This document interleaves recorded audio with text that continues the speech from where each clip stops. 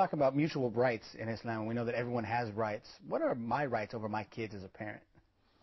Well, you know, this is very interesting because it's very important for one, before asking for his rights, that he or she should ask for their obligations. Because before collecting your rights and expecting them, you have to fulfill your duties and obligations towards others as well. And if you're talking about your rights upon your children, you have really to raise and plant that in them as early as their very, very early childhood.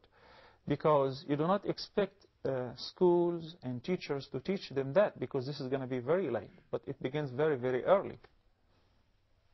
It's like back in the States, with the Islamic school, people would say, "But I sent my kid to the Islamic school, but they're not good Muslims." Well, you didn't do anything at home. Well, I think we will have to address this, because not only sending your child to once a week and a Sunday school and say that they would do miracles. No, it is mainly the responsibility of the parents to educate their children in every field. Even what the school teaches, you have to follow up with your children and review and study with your children. So, as people say, mother is a school by herself. That is also true. Talking about parents, mothers especially, and so on, that the Prophet ﷺ said that Allah subhanahu wa ta'ala is pleased so long as one's parents are pleased. And the opposite is true. If one's parents are upset and displeased with the person, with the child, with the son or the daughter, then Allah subhanahu wa ta'ala is angry with him. That's because Allah subhanahu wa ta'ala put a great respect to one's parents. He in the Quran mentioned being dutiful and kind to one's parents right after the oneness of Allah subhanahu wa ta'ala. In several ayahs, Allah subhanahu wa ta'ala says that وَاعْبُدُوا اللَّهَ وَلَا تُشْرِكُوا بِهِ شَيْئًا وَبِالْوَالِدَيْنِ إِحْسَانًا. That you must worship Allah and not associate any with Him in worship. And be good to your parents. Be dutiful to your parents. Yes, Sheikh, there are many verses in the Quran that deals with that topic. It instructed that the child should be obedient to his father and mother. Should be, after Allah ordered us to worship the one God, He ordered us to be obedient to our parents. That is true. As a matter of fact, the Quran is full of beautiful verses instructing us to be dutiful to one's parents. For instance, the ayah which falls in Surah Luqman, Allah subhanahu wa ta'ala says, وَوَصَّيْنَا الْإِنسَانَ بِوَالِدَيْهِ حَمَلَتْهُ أُمُّهُ وَهْنًا عَلَى وَهْنٍ وَفِصَالُهُ فِي عَامَيْنِ أَنِ اشْكُرْ لِي وَلِوَالِدَيْكَ إِلَيَّ الْمَصِيرُ. So the ayah actually reasons as why one should be kind and dutiful to his parents. We enjoin upon a man to be good to his parents. حَمَلَتْهُ أُمُّهُ وَهْنًا عَلَى وَهْنٍ. Because his mother bore him in weakness and difficulty upon weakness and difficulty for 9 months, more or less. وَفِصَالُهُ فِي عَامَيْنِ. And it was not only the pregnancy. After that, there was a suckling, and his weaning took 2 years. وَفِصَالُهُ فِي عَامَيْنِ. So one should be grateful. اشْكُرْ لِي وَلِوَالِدَيْ. Should be grateful to Allah subhanahu wa ta'ala for bringing him to this life and for giving him the parents. So you should be grateful to Allah and to your parents. إِلَيَّ الْمَصِيرُ. Unto me is the return. Which remind me also of a hadith that a man came to the Prophet ﷺ, and he said that he wanted to go and make jihad. So the Prophet asked him if you have any parents, and he said yes. So he said it would be better if you go and take care of your parents. You see, defending one's deen and faith is one of the top duties. However, when the man offered that he is interested in joining the Prophet ﷺ on a battlefield, he inquired first whether he has parents or not. Of course, the commentator said that basically because they did not have any other children but him. So they needed somebody to take care of them. That's why Nabi Sallallahu Alaihi Wasallam said, well, the real jihad is in serving them. Yes. What about cases like for me? My mom and dad are angry with me because I'm a Muslim. And so they're displeased with me. So is Allah displeased with me because of their displeasure? No, of course not. You know, we have an interesting story of Sayyidina Sa'd ibn Abi Waqqas and Mus'ab ibn Umayr. As when they accepted Islam, their mothers, of course, refused that. Sayyidina Sa'd's mother that vowed that she will never take a shower, she will not eat, she will not drink, and until Sa'd comes back to the religion of his foreparents. However, Sayyidina Sa'd ibn Abi Waqqas addressed his mother saying that, eat or you don't, eat or not, drink or not. By Allah, I will never give up on my religion after Allah have guided me. Even if you have 100 souls and Allah takes them one after another, I will never give up on my faith. And of course, Allah subhanahu wa ta'ala have guided her later on. However, you have to keep in mind that one's parents might be not on his faith, non-Muslims, but still they have rights upon you. Allah subhanahu wa ta'ala keeps balancing the ayah saying, وَإِن جَاهَدَاكَ عَلَىٰ أَن تُشْرِكَ بِي شَيْئًا فَلَا تُطِعْهُمَا تشرك به ما ليس لك به علم فلا تطعهما وصاحبهما في الدنيا معروفة. And if they struggle against you to make you convert, to associate with Allah subhanahu wa ta'ala whom you don't have any knowledge with, then لا تطعهما, obey them not. But meanwhile, وصاحبهما في الدنيا معروفة, and keep a good company with them in this dunya. Serve them in respect of worldly matters. Pray for their guidance. Do not save an effort to be a kind and nice son of theirs. But when it comes to faith, no compromising.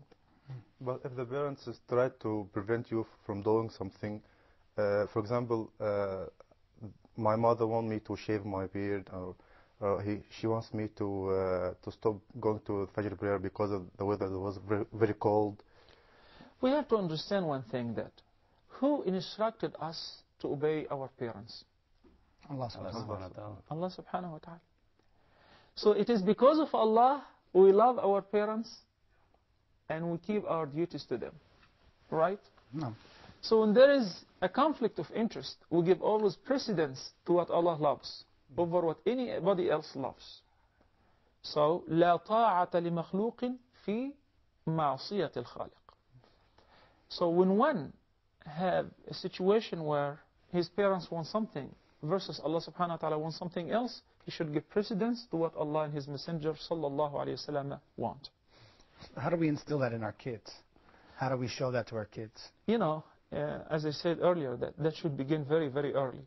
The Prophet sallallahu alayhi wa sallam taught us what we should teach our children, of course, in order that every morning when you wake up and you're kind and respectful to your parents, Allah subhanahu wa ta'ala opens 2 doors in paradise for you.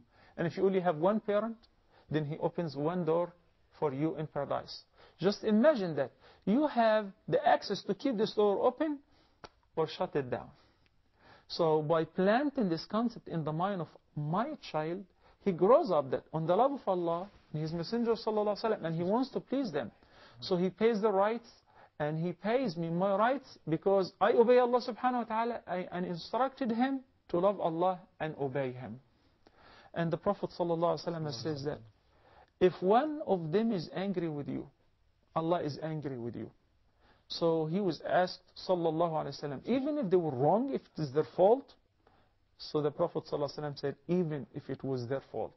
So you do not expect them to come forward and say sorry. No, it's supposed to be always the opposite. You who go forward and say, I'm sorry, I will never do it again. Kiss their hands and ask for forgiveness from them. Sometimes we may have a child and they show obedience, full obedience in front of the parents when they're home. And once they leave the home and they go out with friends, then it's a different story. Yeah, then they're crazy in the streets. Now, you know what? You can always use stories and verses from the Quran to make the idea clearer in the mind of your children. For instance, Sayyiduna Abdullah ibn Abbas once, may Allah be pleased with him, was performing Hajj. And he saw a man who was carrying his mother on his shoulders, making tawaf. He was circulating around the Kaaba, and you know how tough it is, just to do tawaf by yourself. Now he was carrying his mother on his back. So Sayyiduna Abdullah ibn Abbas looked at him. So the man said, do you think I paid her enough? Guess what did he say? No. Not even equal to a scream or a cramp that she experienced while giving birth to you. And that's why Allah subhanahu wa ta'ala, when the Prophet sallallahu alaihi wasallam was asked about who should have more rights upon me, so the Prophet sallallahu alaihi wasallam answered, your mother. And once again he was asked the same question, twice. He said, your mother, your mother, your mother. And in the fourth time, the Prophet ﷺ replied, your father. So keeping in mind that both parents have equal rights, but the mother, because of the extra work she did in bearing you in her womb and suckling you and the extra care she gave you, the Prophet ﷺ said that paradise is beneath the feet of the mothers, indicating that you want to enter paradise, then you have to please your parents, and particularly your mother. While the Prophet ﷺ was alive, there was a person by the name Alqamah. Alqamah was dying. So Nabi sallallahu alayhi wasallam ordered his companions to remind him with the word of Tawheed, La ilaha illallah, before his death, so that he will receive salvation. And he couldn't say it. The Prophet sallallahu alayhi wasallam called his mother. Even was practicing Muslim? Or? Yes, so he called his mother. He said, what is the matter with your son? Are you upset with him? She said, yeah, he's fine except for one thing, that he prefers his wife over me. I'm extremely angry with him and I will never forgive him. So the Prophet ﷺ made a very nice trick. He said to his companions, collect me some fire logs. They said, why? He said, I'm going to burn him down. She said, no, that's my son. He said, well, if you don't forgive him, he will be burned down on fire. So she said, okay, Rasulullah, I forgive him. He said, well, Ya Bilal, go and ask him to say La ilaha illallah. We will figure out if she just said it out of shyness of me or she really meant it. So when Bilal ibn Rabah went to Alqamah and dictated to him what to say and said, La ilaha illallah, guess what? So Alqamah was able to say La ilaha illallah, then he died. He was saved. Without the pleasure of one's parents, no paradise, no mercy, no forgiveness. If one's parents are still alive, this is a privilege which everyone should really use. Okay, Sheikh Ismail, can I use your bathroom to make wudu? I don't know how much money you got. Yeah, you need to go that way, down the hall to the left, and it's the 5th door on the right. Okay, thank you. Okay, you're welcome. Okay, Sheikh, thank you for your bathroom. Hey, ليس مشكلة. How should my children be obedient to me? If my child disobeys me, and should I tell his mother to instruct him, to tell him to be obedient, or what should I do? Let me tell you this. Sometimes that happens as a result, as a natural result of that the parents are not being good to their own parents. So the child seeing that his grandparents are not being treated nicely, or his parents are talking out loud in their presence. So he's just going to copy the attitude of his parents exactly. So remember the role model. You have to set the example and begin by yourself. There are actually some guidelines, as It's like in the West, though, where we just, when our parents get old, we ship them off to the nursing home, and we only see them on holidays. This is the role. This is what we set for our kids to see. This is an awful practice. This is an awful practice where it's like, they are not your parents anymore. They do not belong to you anymore. And alhamdulillah wa shukrillah, in a Muslim society, in a practicing Muslim society which practices Islam, you will never find anything like that. So the guidelines of applying birrul walidain or being dutiful to one's parents begin with an absolute obedience, as long as the requests and commands do not contradict with what Allah and His Messenger sallallahu alaihi wasallam say. There are other things which, of course, if we're going to compare between the Muslim society, practicing Muslim society. That's an important word. Yes, of course. And the West, that the kids should not be lying down, crossing legs before their parents. Yeah. Out of respect, they should lower their voice whenever in the presence of their parents. They should not shout. Should not turn their back to them or boycott them. Sometimes when I go with some friends to home and he calls on his or her daughter or son, I hate to hear the word what. What they want. This is total disrespect.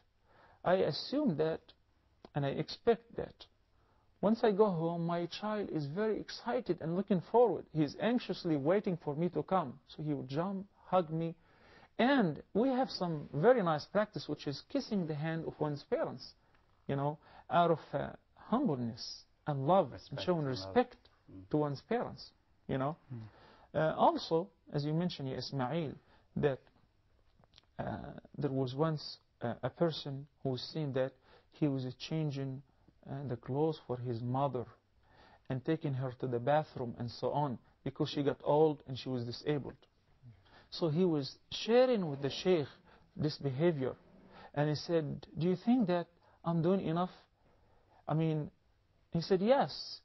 She used to change your diaper when you were little for several years. Now you're changing and you are changing her, and you're fixing her, and taking care of her. But there's a big difference. That she was doing this for you with pleasure and happiness, hoping for you to live long life. While you're doing this and hoping that Allah would make it easy for her. And so actually it stems from the heart. It's not only that the action, that you do it while you feel angry, or you feel that you don't want to do it. No, you have to love to do it, because they are your parents. And that's why not only my parents, those whom my parents used to love and hang around with, they are also my friends. Even if my parents pass away, I still should keep in touch with them, visit them, pay them their rights. Because إن من أبر البر أن يبر المرء من كان أبوه وأمه يبرهما. One of the best ways to show kindness to your parents, even after their death, is to be kind to them and visit their friends after their death. What about making dua?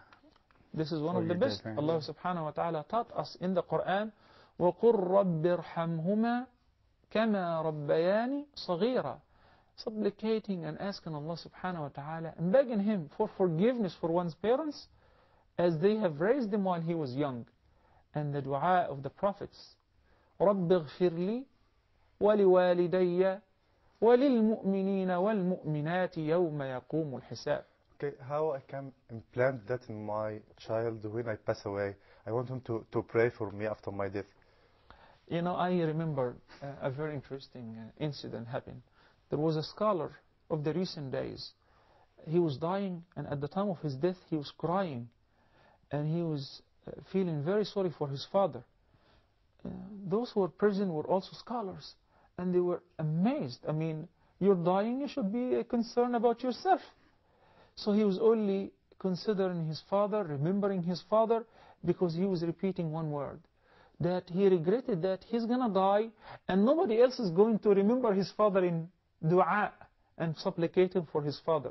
So he actually considered his life as an asset to benefit his father. You know, making dua for your parents before your children. That is the best way to remind them that I love my parents so much, because all of what I have now is because of them. The way I'm dealing with you and I'm raising you properly, I'm taking care of you because my parents taught me so. I remember. So it's a payback. I remember that this is the exact way for my father. He used to pray for his father for me. That's why I'm praying for him after this. Yeah. And you have, because Usama's father passed away. May Allah have mercy on him. But Usama has even though his father's, gone, Usama has still has a relationship with his father. We were talking, and he goes, my father taught me how to make wudu like this, and my father taught me this, and it's you can see that there's an actual and this is the asset which one can leave after death, which will continue to provide him with the word, the righteous son. Yeah, the three. Yes. Now, 3 things go so to the remember that we always should ask Allah subhanahu wa ta'ala to have mercy and forgiveness upon our parents. رَبِّ اغْفِرْ لِي وَلِوَالِدَيَّ. Oh Allah, forgive me my sins, and for my parents' sins as well. وَلِلْمُؤْمِنِينَ وَالْمُؤْمِنَاتِ. And for all the believing men and women, without exception. This is a beautiful dua which we're taught in the Quran. The Prophet ﷺ, he stressed upon maintaining the relationship of kinship. And if I recall clearly, when his wife Khadija died, he used to, whenever he does a sacrifice, he would send the meat to her family and things like that. I'm glad, Brother Abdul, that you took the move, or otherwise we can just park forever talking about parents' rights and so on, because it's an endless subject, and it is very, very important. But also amongst the important rights, which are the duties of the parents to plant in the mind and heart of their children, is their kinship rights upon them, which is حق صلة الرحم, upholding the ties of one's kinship. Yeah. Why we call it rahim? Yeah, actually the word kinship translates in Arabic literally as rahim, simply because Allah subhanahu wa ta'ala explained that I am the most merciful, and the most merciful in Arabic is Ar-Rahman. I have created Ar-Rahim. Ar-Rahim is the womb of the mother, and I have taken its name out of my name. So Rahim, from Rahman, from mercy. So one who upholds the ties of his kinship, I shall have mercy on him. Right. And the opposite is true. I know, like what exactly is kinship? Because where I'm from, like when I was growing up, I had my mom and my dad and my brothers, and that was my family. That was my kinship. And we had like extended cousins, but we didn't do nothing with them. And then when I became older, I got married and had my own family, and that became my family. And then my mom and dad became removed from this. Same with my brothers. They're not, this is, the American way. We have our nuclear family, and then everyone else becomes extended family with no rights. Actually, the Islamic way is so beautiful that, family members or kinship are not related to parents or grandparents, or grandsons. No, it's uncles and far uncles, aunts and far aunts, cousins and, nephews and nieces. They all have rights upon you. I remember that the Prophet ﷺ once was asked about whether one can pay his zakat dues to one of his relatives. So the Prophet ﷺ said, please do so, because actually you receive the reward twice. A reward for upholding the ties of your kinship, and a reward of giving the charity. But he can't pay it for his mother or her mother. Well, talking back about the parents' rights, as they were in charge for you until you grew up and you became responsible and capable to earn, now they are your responsibility.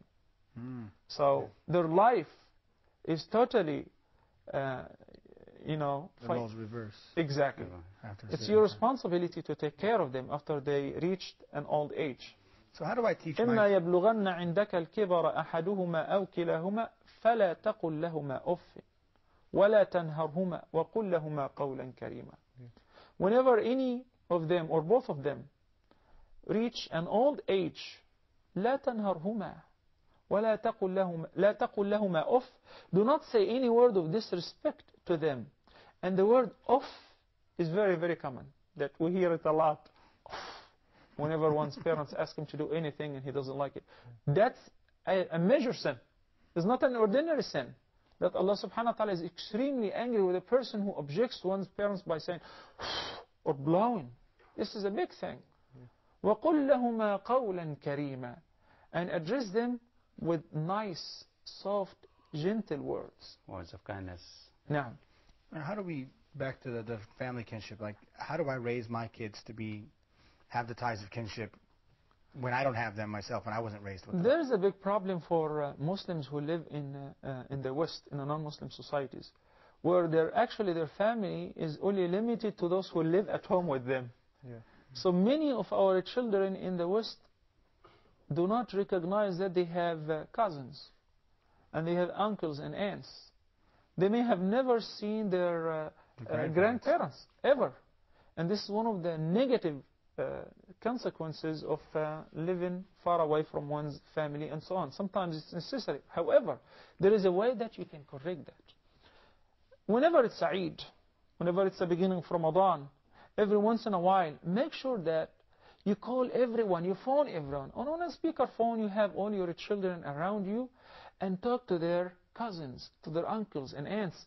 It's like, they visualize them even though they could not really see them, and make them always excited and anxiously looking forward to meet their relatives and tell stories about them. Seeing you taking care of your relatives and sending gifts and donations to them regularly and calling your parents once a week at least, that plan the concept of being good and kind to your relatives and upholding the ties of your kinship. Because Allah subhanahu wa ta'ala says, وَاعْبُدُوا اللَّهَ وَلَا تُشْرِكُوا بِهِ شَيْئًا وَبِالْوَالِدَيْنِ إِحْسَانًا وَبِذِي الْقُرْبَى. Worshipping Allah first, being good to one's parents second, and وَبِذِي الْقُرْبَى, and with your kinship. Speaking of worshipping Allah, we should probably start heading out to make salat. Thank you for reminding us. May Allah bless you all. Jazakallahu khairan. Thank you, brother. Thank you for coming by my pad. Assalamu alaikum.